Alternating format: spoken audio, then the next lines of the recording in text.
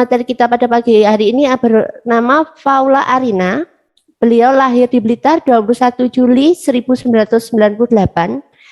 Alamatnya Jalan Semeru nomor 46 Babatan Lingi, Kabupaten Blitar. Pendidikan S1 Pendidikan Seni Musik Universitas Negeri Malang. Kemudian prestasinya cukup banyak ya. Dari juara 1 Rektor Cup Solo Vokal UMM 2018. Kemudian 5 besar Putri Radar Blitar 2015.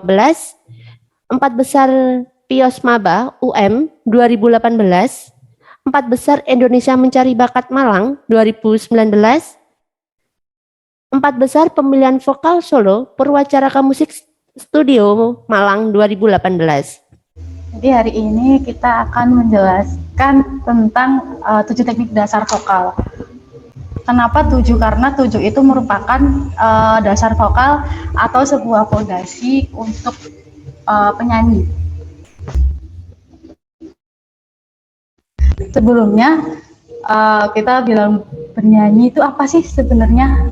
Nah, bernyanyi itu merupakan aktivitas melantunkan suara yang memiliki nada-nada yang indah dan beraturan. Jadi bernyanyi itu bukan hanya nada yang bunyi. Jadi musik itu terdiri dari 2, yaitu bunyi dan juga sunyi. Kenapa sunyi itu bisa masuk ke dalam nada? Karena nggak mungkin dalam satu lagu itu bunyi terus kan kalau nyanyi. Jadi sunyi itu juga termasuk ke dalam satuan dalam bernyanyi. Sikap atau postur saat bernyanyi. Ada beberapa poin. Yang pertama, badan harus tegak dan juga rileks. Jadi tegak tapi dia tetap rileks, nggak yang kaku begitu. Jadi seperti tidak boleh mungkuk. Lalu kalau misal berdiri berarti kakinya harus dibuka sedikit. Berat badan tertumpu di kedua kaki dengan seimbang. Lalu dada dibusungkan, tetapi tetap rileks. Posisi tangan rileks di samping kiri dan kanan.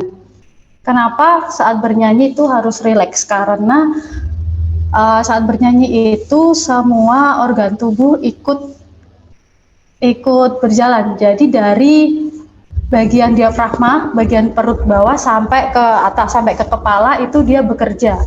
Kalau misalkan kita tidak rileks, nanti organ-organ itu tidak berjalan atau berfungsi dengan baik. Seperti itu. Yang kedua ada artikulasi. Artikulasi untuk definisinya adalah cara mengucapkan kata-kata dalam bernyanyi sehingga membentuk suara yang jelas. Nah, itu seperti A, I, U, E, O dalam bernyanyi. Nah, saat bernyanyi itu beberapa yang saya pelajari, tidak harus kita membuka mulut lebar sekali. Zaman dahulu pas waktu saya itu pasti bilangnya tiga jari masuk ke mulut begitu. Nah, itu setelah apa yang saya pelajari itu ternyata yang dimaksud itu adalah bagian mulutnya, bukan bibir. Jadi bagian bibir dan mulut itu adalah berbeda ya. Kalau bibir itu kan bagian depan sini aja. Nah, itu bibir. Tapi kalau mulut itu kan dalam, dari sini, dalamnya dari gigi sampai ke atas. Bentuknya itu melengkung ke atas gini. Nah, itu bentuknya tuh bulat. Jadi kalau memang dibilang suaranya harus bulat, itu benar. Yang bulat itu suaranya karena dia ada gema di dalam rongga mulut tersebut. Jadi adalah mulutnya, bukan bibirnya. Nah, kalau yang bulat nanti bibirnya, tiap-tiap individu jadi memiliki suara yang sama. Jadi tidak ada karakter yang berbeda antara satu individu dengan individu lainnya. Oke, yang kedua itu ada frasering. Frasering itu definisinya pengkalimatan, merupakan teknik vokal yang mengatur tentang pengelompokan kalimat, di mana penyanyi dapat mengambil nafas pada setiap jeda antar kalimat. Nah, pemenggalan kalimat. Jadi tips yang kemarin pernah saya share bahwasanya saat bernyanyi itu lebih baik dibaca dulu liriknya. Jadi kita tahu kalimat-kalimat yang nanti bakalan atau lirik yang bakalan kita ucapkan itu seperti apa sih, apa aja sih, kayak gimana sih, itu kita harus tahu. Nah, pemenggalan kalimat dalam bernyanyi itu sangat diperlukan untuk penyanyi untuk sebagai media penyampaian isi dari lagu tersebut kepada pendengar. Misalkan saya beri contoh Indonesia Pusaka. Ini frasering yang kurang tepat. Indonesia tanah air beta pusaka abadi nan jaya. Nah, harusnya yang tepat gimana sih? Dibaca dulu kalimatnya. Indonesia tanah air beta, itu kan jadi satu kalimat, berarti nggak boleh dipenggal di tengah-tengah. Jadi Indonesia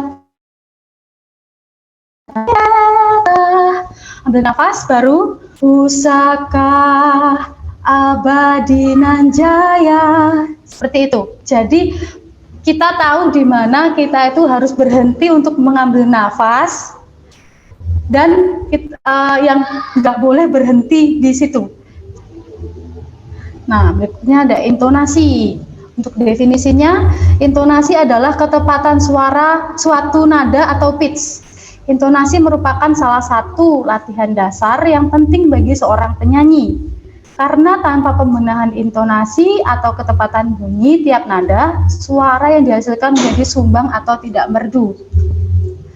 Nah, mungkin orang awam itu yang taunya intonasi itu fals atau enggak. Kalau misalkan kita dengerin lomba nyanyi gitu, kita pasti tahu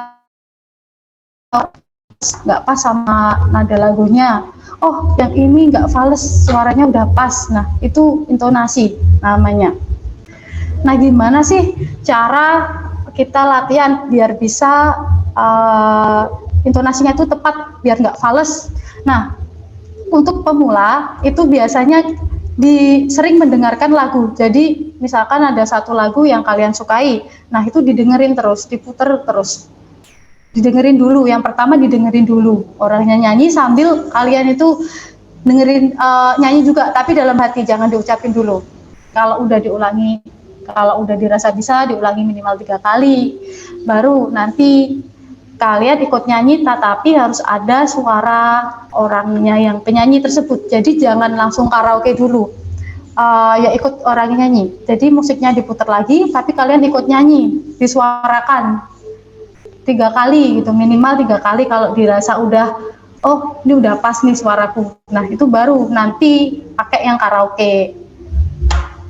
Nah, ini ada resonansi berikutnya, yang keempat ada, yang kelima ada resonansi. Nah, resonansi adalah suatu gejala bunyi yang dikembalikan dari suatu ruangan, semacam gema yang timbul karena adanya ruangan berdinding keras sehingga mampu memantulkan suara. Kenapa saat bernyanyi juga ada resonansi?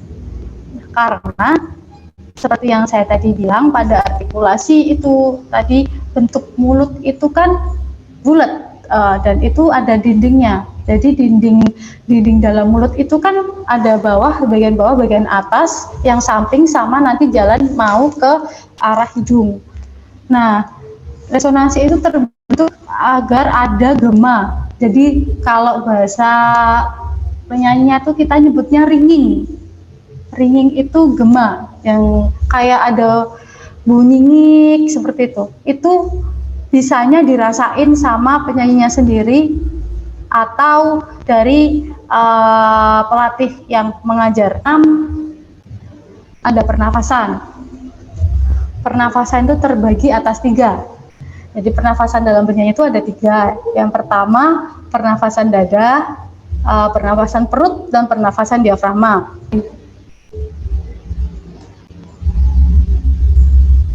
Nah, pernafasan dada itu Pernafasan pertama tadi pernafasan dada. Pernafasan dada itu pernafasan yang ditopang oleh rongga dada. Jadi di dada sini. Ciri-cirinya itu ketika kita bernyanyi, pas mengambil nafas itu bagian pundak sini dia ikut terangkat. Jadi misal saya contohkan, Indonesia tanah air beta, pusaka abadi nan jaya. Itu tadi pakai pernafasan dada karena nih pundaknya ikut naik. Itu pakai pernafasan dada. Sedangkan pernafasan perut itu otot-otot perut. Jadi bagian perut di bawahnya rongga dada. Nah, pernafasan diafragma itu di bawahnya lagi. Itu ada otot diafragma.